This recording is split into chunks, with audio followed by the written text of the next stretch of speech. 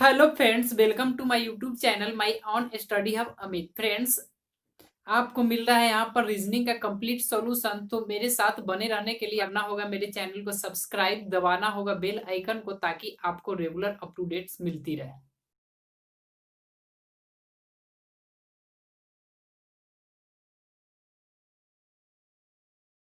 Hello friends, कैसे हैं आप लोग? आशा करते हैं कि आप लोग अच्छे होंगे, घर पर होंगे, सुरक्षित होंगे और अपने लक्ष्य की ओर तेजी से बढ़ रहे होंगे। फ्रेंड्स, आज के इस वीडियो में हम आपके बीच लेकर आए हैं एनालॉजी टेस्ट का प्रश्न 37 से। फ्रेंड्स, इससे पहले हमने 3 वीडियो एनालॉजी टेस्ट का अपलोड कर चुका है। तो आपको बता दें कि अगर आप एनालॉजी टेस्ट के प्रश्न को यानी एनालॉजी टेस्ट के को अच्छी तरह से समझना चाहते हैं तो प्रीवियस सभी वीडियो को देखें। अगर प्रीवियस वीडियो को देखते हैं तो आपको मतलब सभी वीडियो को आप देखेंगे तो आपको एनालॉजी टेस्ट के का बहुत सारा प्रश्न आपको देखने को मिलेगा और आप अच्छी तरह से इसे समझ पाएंगे। तो फ्रेंड्स, आज का जो वीडियो है आपको यहाँ पर प्रश्न 37 से मिलने वाला है। तो आप देख रहे हैं कि प्रश्न आपके सामने है, तो बिना समय गवाए हम प्रश्नों की शुरुआत मतलब सॉल्यूशन देना शुरू करते। तो यहाँ पर आप देख रहे हैं कि ये प्रश्न आपके सामने की सहयोग बचाव तो प्रार्थना डैश। सहयोग का बचाव तो प्रार्थना डैश। हमने यहाँ पर सहयोग का बचाव तो प्रार्थना का सहायता पहले ही लिख दिया, पहले ही लिख दिया। तो आप देखें यहाँ पर किस तरह से रिलेशन है, इस दोनों के बीच किस तरह से रिलेशन, जो कि ऑप्शन में आपको सहायता ऑप्शन 1 दिया, यानी आपका आंसर हमने पहले लिख दिया है। तो यहाँ पर ऑप्शन 1 सहायता दिया दिया गया है। लेकिन किस तरह से आप एक बार समझ ले इसको, किस तरह से है एक बार समझ ले। जैसे यहाँ पर सहयोग दिया है, सहयोग बचाव तो प्रार्थना डैश, सहयोग बचाव तो प्रार्थना डैश। सहयोग बचाव यानी सहयोग करने से होता है कि किसी का बचाव हो जाता है। सहयोग करने से क्या होता है, किसी का बचाव होता है। सेम तरह से प्रार्थना अगर करते हैं तो सहयोग मिल जाता है, यानी प्रार्थना करते हैं तो किसी को सहयोग मिल जाता है। अगर सहयोग करते सहायता मिल जाता है, प्रार्थना करते हैं तो किसी को सहायता मिल जाता है। जिस तरह से सहयोग करते हैं तो किसी का बचाव हो जाता है, उसी तरह से प्रार्थना करते हैं तो किसी को सहायता मिल जाता है। या फिर इस तरह से कह सकते हैं कि बचाव के लिए हमको सहयोग का जरूरत पड़ता है, बचाव के लिए हमको सहयोग का जरूरत पड़ता है, तो सहायता के लिए हमको प्रार्थना का जरूरत पड़ता है। सहायता के लिए, जिस तरह से बचाव के लिए सहयोग का जरूरत पड़ता है, अगर बचाव हमें चाहिए तो हम किसी से सहयोग लेंगे, उसी तरह से अगर सहायता चाहिए तो हम किसी के सामने प्रार्थना करते, तब जाकर के हमें सहायता मिलता है। तो इस तरह से आपका आंसर यहाँ पर सहायता होगा। ऑप्शन आप देख रहे हैं, ऑप्शन 1 आपका आंसर यहाँ पर सहायता दिया गया है। प्रश्न आपके सामने स्क्रीन पर है कि गैरेज मोटर कार तो by one dash, garage motor car तो by one dash. Friends, garage motor car यानी आपको यहाँ पर देखना यही कि जो रिलेशन गैरेज और मोटर कार के बीच है वही बाई वन, और यहाँ पर आपका जो आंसर होने वाला है उसके बीच होना चाहिए। तो फ्रेंड्स, यहाँ पर ध्यान से देखेंगे तो आपको समझ आएगा कि गैरेज मोटर कार, गैरेज किसको बोलते हैं? तो गैरेज बोलते हैं जहां पर मोटर कार लगाया जाता है, यानी मोटर कार का जो रखने का जगह होता है उसको गैरेज बोलते हैं। मोटर कार का जो रखने वाला जगह होता है उसको, मोटर कार को जो रखने वाला जगह होता है उसको गैरेज बोलते हैं। उसी तरह से यहाँ पर बाई वन, तो बाई वन रखने वाला जगह जो होता है उसको हम यहाँ पर वर्कशॉप दिया है, अड्डा दिया है, गोदी दिया है, और इनमें से कोई नहीं, और चौथा हैंगर दिया है।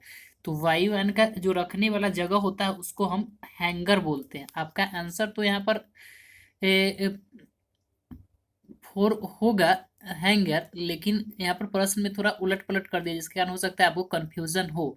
जैसे यहाँ पर गैरेज पहले दिया है और मोटर कार बाद में दिया है। गैरेज मतलब गैरेज में मोटर कार को रखा जाता है, तो यहाँ पर होना चाहिए हैंगर में बाई वन को रखा जाता है, लेकिन पहले बाई वन दे दिया है। तो लेकिन रिलेशन आप ऑप्शन के हिसाब से भी चलेंगे तो आपको हैंगर ही मिलेगा, क्योंकि दूसरा कोई ऑप्शन इसके साथ आएगा ही नहीं।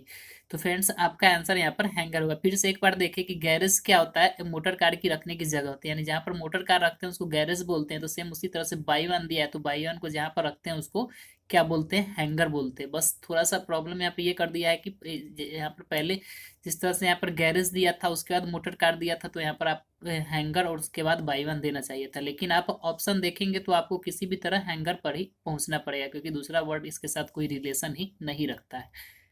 प्रश्न 39 आपके सामने स्क्रीन पर है कि कुआं गहराई तो शब्द डैश, कुआं गहराई तो शब्द डैश, कुआं गहराई तो शब्द गैस डैश। फ्रेंड्स, आपको पता है कि इस तरह के प्रश्नों में क्या करते हैं कि सबसे पहले इन दोनों के बीच रिलेशन देखेंगे, जो रिलेशन आपको दिखाई देगा सेम उसी तरह से हम शब्द और आपका जो आंसर होने वाला उसके बीच देखेंगे। तो फ्रेंड्स, यहाँ पर कुआं और गहराई का के बारे में आप सोचेंगे तो कुआं में अगर देखा जाए तो क्या होता है, गहराई होता है। कुआं में अगर देखा जाए तो क्या होता है, गहराई होता है। उसी तरह से शब्द में देखा जाए, शब्द में अब झांक कर देखेंगे तो आपको क्या मिलेगा, अर्थ मिलेगा। आप समझ रहे होंगे मैं क्या कहना चाह रहा हूँ, कि कुआं में आपको देखने से गहराई मिलेगा, तो शब्द में आपको देखने से अर्थ मिलेगा। तो आपका आंसर यहाँ पर ऑप्शन 3 क्या होने वाला है, अर्थ। प्रश्न 40 है कि नदी नहर, नदी नहर तो हिम नदी डैश, नदी नहर तो हिम नदी डैश, नदी नहर तो हिम नदी डैश। फ्रेंड्स, आपको देखना है यहाँ पर कि जो रिलेशन नदी और नहर के बीच है वही रिलेशन आपको हिम नदी और आपका जो आंसर होने वाला है उसके बीच होना चाहिए। जो कि बार बार हम इस बात को दोहराते आ रहे हैं कि इस तरह के प्रश्नों में सबसे पहले तो आपको जो यहाँ पर अनुपात करके दिया है उसके बीच रिलेशन देखना है, फिर समानुपात के बाद जो फिर अनुपात दिया उस दोनों के बीच रिलेशन देखना है, यानी जो रिलेशन इस दोनों के बीच है वही रिलेशन इस दोनों के बीच होना चाहिए। तो नदी का, नहर दिया है तो हिम नदी का क्या होगा। सबसे पहले देखें कि नदी और नहर में क्या रिलेशन, नदी, नदी और नहर देखेंगे, नदी ये नहर से बड़ा रूप होता है और नहर नदी से छोटा रूप होता है, यानी दोनों नदी के ही रूप में लेकिन नदी से छोटा नहर। लेकिन एक बात आप गौर करेंगे तो आपको समझ आएगा कि नदी से नहर निकलती है, नदी से नहर निकलती है, नदी से नहर निकलती है। तो फिर आप ध्यान से यहाँ देखें कि हिम नदी, जिस तरह से नदी से नहर निकलती है उसी तरह से हिम नदी से क्या निकलती है, तो हिम नदी से नदी निकलती है, हिम नदी से नदी निकलती है। तो आपका आंसर यहाँ पर ऑप्शन 2 होगा, क्या, नदी। आप याद रखें कि नदी से नहर निकलती है तो उसी तरह हिम नदी से नदी निकलती है। तो इस जो क्वेश्चन मार्क सीन है यहाँ पर आपका आंसर आ जाएगा नदी। प्रश्न 41 आपके सामने, सिंह ये जिसको लियोनाइन कहते हैं, शेर दिया है, उसी तरह से ल्यूपिन, ल्यूपिन का डैश। फ्रेंड्स, आपको बता दें कि सिंह ये जानवर है जिस जो और यहाँ पर शेर भी जानवर, उसी तरह से ल्यूपिन दिया है, ल्यूपिन भी जानवर है और यहाँ पर खाली जगह छोड़ा है। तो फ्रेंड्स, अब देखना ये है कि सिंह और शेर के बीच क्या रिलेशन है। जो रिलेशन यहाँ पर सिंह और शेर के बीच होगा सेम उसी तरह से ल्यूपिन और आपका जो आंसर होने वाला है उसके बीच होना चाहिए। तो फ्रेंड्स, आपको बता दें कि सिंह, सिंह और शेर के बीच देखेंगे तो सिंह सेम शेर की तरह दिखाई देता है, सिंह जो होता है सेम शेर की तरह दिखाई देता है। उसी तरह से ल्यूपिन के बारे में सोचेंगे तो ल्यूपिन को अगर देखा जाए तो ल्यूपिन सेम भेड़िया की तरह दिखाई देता है, ल्यूपिन जो है सेम भेड़िया के, जिस तरह से सिंह शेर की तरह दिखाई देता है। फ्रेंड्स, ये जानवर को आप देख कहीं पर भी सर्च करके देखिए, आपको इसके बारे में जानकारी मिल जाएगी। सर्च यानी इसका जो फिगर है वो देखने का कोशिश करें ताकि आप इस को मतलब अच्छी तरह से समझ सके। तो बता दें कि सिंह जिस तरह से देखने में लगता है सेम शेर भी उसी तरह से लगता है, उसी तरह से ल्यूपिन जिस तरह से देखने में लगता है सेम, आप भेड़िया को देखेंगे तो भेड़िया उसी तरह से दिखाई देगा। तो आपका आंसर यहाँ पर ऑप्शन 4 होगा, भेड़िया।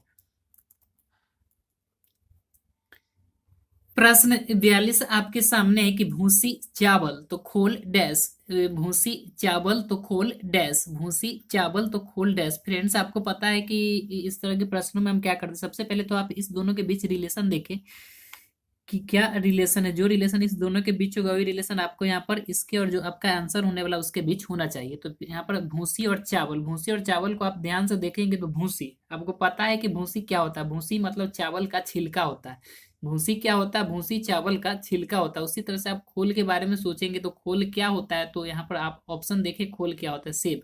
सेब के छिलका को हम खोल नहीं बोलते हैं, सेम के छिलका को खोल नहीं बोलते हैं, मोती के छिलका को खोल नहीं बोलते हैं, पेट्रोल का में तो छिलका की चर्चा ही नहीं है, अंडा के छिलका को हम लोग खोल बोलते हैं।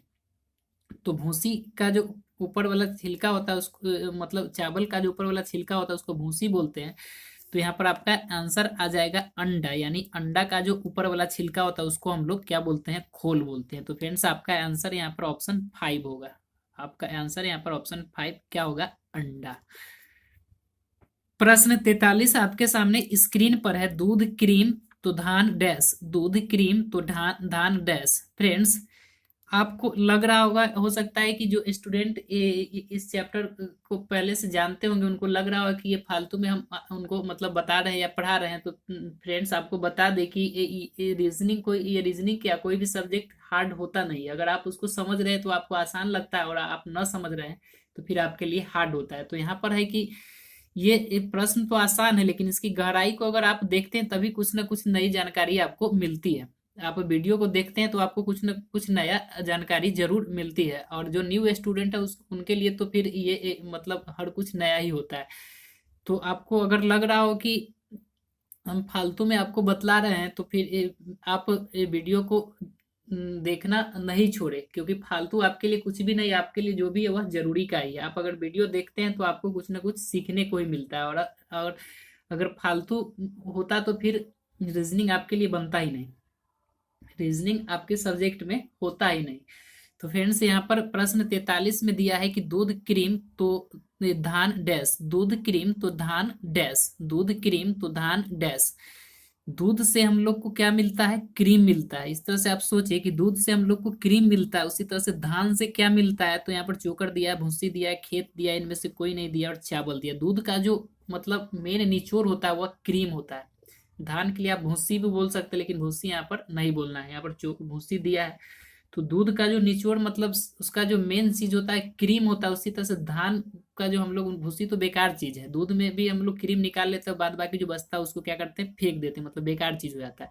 तो दूध के लिए जो मेन होता है वह क्रीम है, उसी तरह से धान का जो मेन हिस्सा होता है वह चावल है। तो आपका आंसर यहाँ पर ऑप्शन 1 होगा, चावल। प्रश्न 44 आपके सामने है, कब समय तो कहाँ डैश, कब समय तो कहाँ डैश। फ्रेंड्स, ये आपको ये प्रश्न देख कर ही हो सकता है पता चल गया हो। अगर पता चल गया हो तो कमेंट बॉक्स में जाकर जरूर कमेंट करें, ताकि हमें भी लगे कि आप प्रश्नों को समझ रहे हैं। यहाँ पर दे रहा है कि कब समय तो कहाँ डैश। आप जानते हैं कि इसको किस तरह से बनाते हैं। सबसे पहले तो आप कब और समय के बीच में रिलेशन देखना है, जो रिलेशन इसके बीच में होता है वो रिलेशन आपको कहाँ और आपका जो आंसर होने वाला है उसके बीच में होना चाहिए। तो फ्रेंड्स, यहाँ पर सबसे पहले तो आप देखें कि कब और समय के बीच में क्या रिलेशन है। कब समय, आपको देखने से ही पता चल रहा होगा कि कब समय, कब समय को दिखाता है। कब जो है, कब जो शब्द है वह समय को दिखाता है, कब जो शब्द है वह समय को दिखाता है। सेम उसी तरह से कहाँ जो शब्द है, कहाँ, कहाँ वह स्थान को दिखाता है। कहाँ कहते नहीं कि तुमको कहाँ जाना है, समय के बारे में कहते हैं तुमको कब जाना है। तो कब यहाँ पर समय को दिखा रहा है, और कहाँ यहाँ पर स्थान को दिखा रहा है। तो आपका आंसर यहाँ पर स्थान होगा, जो कि ऑप्शन 2 में दिया है। फ्रेंड्स, आपको बता दे फिर से कि ये जो एनालॉजी टेस्ट है ना, यह ये शब्दों के नॉलेज का चैप्टर है। यानी आपको अगर शब्द का अर्थ, उसकी गहराई समझ में आ रही है, तो फिर आपको इस चैप्टर को बनाने में कोई भी प्रॉब्लम होने वाला नहीं है। यानी आपको और शब्दों की समझ होनी चाहिए, शब्दों के अर्थ की समझ होनी चाहिए। आपके सामने हिंदी का कुछ ऐसा ऐसा शब्द आ जाता है जिसका आपको अर्थ ही पता नहीं होता, उसका समझ ही नहीं होता, आप उसको देखे ही नहीं होते। तो फ्रेंड्स, आप इस तरह के चैप्टर को देखिए, आपको बहुत सारा नॉलेज इस चैप्टर में मिल जाएगा। मतलब यह जो चैप्टर है एनालॉजी टेस्ट, यह पूरे जीके से लेकर हर तरह के प्रश्नों का संग्रह होता है, जिसको इस तरह से बना करके आपके सामने रखा जाता है। प्रश्न 45 आपके सामने स्क्रीन पर है कि पैर जूता तो हाथ डैश, पैर जूता तो हाथ डैश, पैर जूता तो हाथ डैश। फ्रेंड्स, आपको पता है कि सबसे पहले क्या करना पड़ता है? इस दोनों के बीच रिलेशन देखना पड़ता है। जब आप रिलेशन इस दोनों के बीच देख लेते, सेम उसी तरह का रिलेशन इस दोनों के बीच भी देखना पड़ता है, जो कि आप हाथ और आपका जो आंसर होने वाला है उसके बीच। तो फ्रेंड्स, यहाँ पर पैर और जूता के बारे में सोचेंगे तो आपको समझ में आ गया होगा कि पैर और जूता के बीच क्या रिलेशन है। पैर में जूता को पहना जाता है, पैर में जूता को पहना जाता है। सेम उसी तरह से आप सोचेंगे कि हाथ, और यहाँ पर जो दिया हुआ है आपको बिना ऑप्शन देके आपको पता चल गया होगा कि हाथ में जो पहना जाता है उसको दस्ताना बोलते हैं। जिस तरह से पैर में जूता पहनते हैं तो हाथ में क्या पहनते हैं? दस्ताना पहनते हैं। तो आपका आंसर यहाँ पर ऑप्शन 3 होगा, दस्ताना। प्रश्न 46 आपके सामने है कि पंखुड़ी फूल, पंखुड़ी फूल तो अध्याय डैश, पंखुड़ी फूल तो अध्याय डैश, पंखुड़ी फूल तो अध्याय डैश। फ्रेंड्स, यहाँ पर पहले ही हमने लिख चुका है कि पंखुड़ी डैश तो अध्याय मतलब पंखुड़ी फूल तो अध्याय डैश। आपको पता है कि ये जो समानुपात का साइन है, इसका मतलब क्या होता है कि यहाँ पर अनुपात का साइन है, उसका क्या मतलब होता है? अनुपात का साइन करने का मतलब कि इसके और इसके बीच अनुपात। सेम इसी तरह से यहाँ पर भी इसके और इसके बीच अनुपात। और समानुपात कहने का मतलब है कि इसके इसके बीच जो अनुपात है वही इसके इसके बीच का अनुपात, यानी दोनों सेम अनुपात। तो यहाँ पर तो हम मैथ वाला दिमाग न लगाते हैं, क्योंकि मैथ में सेम इसी तरह से दिखाते हैं। यहाँ पर बस रिलेशन के बारे में सोचते हैं कि जो रिलेशन पंखुड़ी और फूल के बीच है वही रिलेशन आपका अध्याय और इस जो आपका आंसर होने वाला उसके बीच होना चाहिए। तो यहाँ पर आप देखेंगे कि पंखुड़ी और फूल दिया है, पंखुड़ी फूल और फिर अध्याय और डैश। तो पंखुड़ी और फूल के बीच रिलेशन देखेंगे तो आपको दिखाई देगा कि पंखुड़ी पंखुड़ी से ही मिलकर फूल होता है। फूल को आप देखेंगे कि फूल में बहुत सारा पंखुड़ी होता है, यानी बोल सकते हैं कि पंखुड़ी के मिलने से फूल बना होता है, बहुत सारा पंखुड़ी के मिलने से फूल बना। तो उसी तरह से यहाँ पर अध्याय दिया है, तो आप इसके बारे में सोचेंगे कि बहुत सारा जब अध्याय एक साथ मिलता है तो क्या बनता है, पुस्तक बन जाता है। जब बहुत सारा अध्याय एक साथ मिलता है तो क्या बनता है, पुस्तक बन जाता है। तो आपका आंसर यहाँ पर क्या होगा, ऑप्शन 5, क्या, पुस्तक। प्रश्न 47 आपके सामने स्क्रीन पर है कि शांति कर दर्द तो आश्वासन डैश, शांति कर दर्द तो आश्वासन डैश। फ्रेंड्स, आपको हमने बार बार बताया है कि एनालॉजी टेस्ट जो है वह शब्दों के नॉलेज का चैप्टर है, शब्दों के ज्ञान का चैप्टर है। आप अगर शब्दों की ज्ञान है या शब्दों पर पकड़ है, शब्दों की अर्थ पर समझ है, तो फिर इस चैप्टर को बनाने में आपको कोई भी प्रॉब्लम होने वाली नहीं है। तो यहाँ पर आप देख रहे हैं कि दिया है शांति कर दर्द तो आश्वासन डैश, यानी शांति कर का जो रिलेशन दर्द के बीच है वही रिलेशन आश्वासन और आपका आंसर होने वाला उसके बीच है। तो शांति कर दर्द, यहाँ पर आप ध्यान से सोचेंगे, शांति कर करने का मतलब कि शांति प्रदान करने वाला। अगर दर्द होता है तो शांति कर यानी शांति प्रदान करने वाली चीज दी जाती है। अगर दर्द होता है किसी को तो उसको शांति कर कहने का मतलब शांति करने वाली चीज दी जाती है, दवा बोल सकते हैं। सेम उसी तरह से आश्वासन, अगर आश्वासन देना हो तो हम किसको देंगे, जिस तरह से शांति कर देना हो तो जिसको दर्द होता है उसको देते हैं, यानी शांति करने वाली चीज हम उसको देते हैं, शांति प्रदान करने वाली चीज उसको देते हैं जिसको दर्द होता है। तो उसी तरह से आश्वासन हम किसको देंगे, तो यहाँ पर पश्चाताप दिया है, मालिक दिया है, मारना दिया है, क्रोध दिया और इनमें से कोई नहीं दिया। यानी आश्वासन हमको देना हो तो पश्चाताप करने के लिए हम आश्वासन देंगे, यानी दर्द के लिए हम शांति कर देंगे, यानी शांति करने वाली चीज देंगे। उसी तरह से पश्चाताप के लिए हम आश्वासन देंगे। तो आपका आंसर यहाँ पर ऑप्शन 1 होगा, पश्चाताप।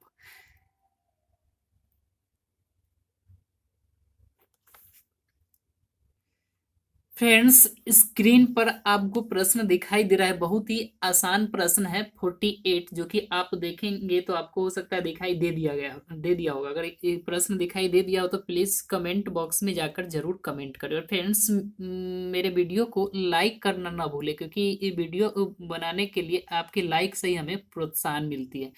तो फ्रेंड्स, मेरे वीडियो को लाइक जरूर करें। यहाँ पर आप देख रहे हैं कि प्रश्न है यहाँ पर कि बिल्ली म्याऊ तो घोड़ा डैश, बिल्ली म्याऊ तो घोड़ा डैश, बिल्ली म्याऊ तो घोड़ा डैश। बार बार हम प्रश्न को दोहरा रहे हैं, आपको पता चल गया कि हम क्या कहना चाह रहे हैं।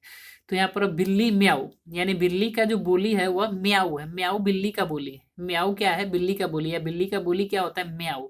सेम उसी तरह से घोड़ा का जो बोली होता है उसको क्या बोलते हैं, तो यहाँ पर 1 में अस्तबल दिया है, 2 में रेंकना दिया है, 4 में हिनमिनाना दिया है और 3 में दहाड़ना दिया है। तो फ्रेंड्स, आपको बता दे कि घोड़ा का जो बोली होता है वह हिनहिनाना होता है, घोड़ा का जो बोली होता है वह हिनहिनाना होता है। आपका आंसर यहाँ पर ऑप्शन 4 होगा, हिनहिनाना, हिनहिनाना। एक बार हम ऑप्शन में जो वर्ड दिया है उसका चर्चा करते हैं कि जैसे यहाँ पर अस्तबल दिया है तो अस्तबल घोड़ा का रहने का जगह होता है, अस्तबल घोड़ा का रहने का जगह होता है। रेंगना, रेंकना यहाँ पर ये सांप वगैरह जो चलता है उसको बोलते हैं रेंग कर चलना। उसी तरह से दहाड़ना, यहाँ पर शेर का जो आवाज होता है उसको दहाड़ना बोलते हैं, लेकिन हिनहिनाना जो होता है वह घोड़ा का आवाज होता है।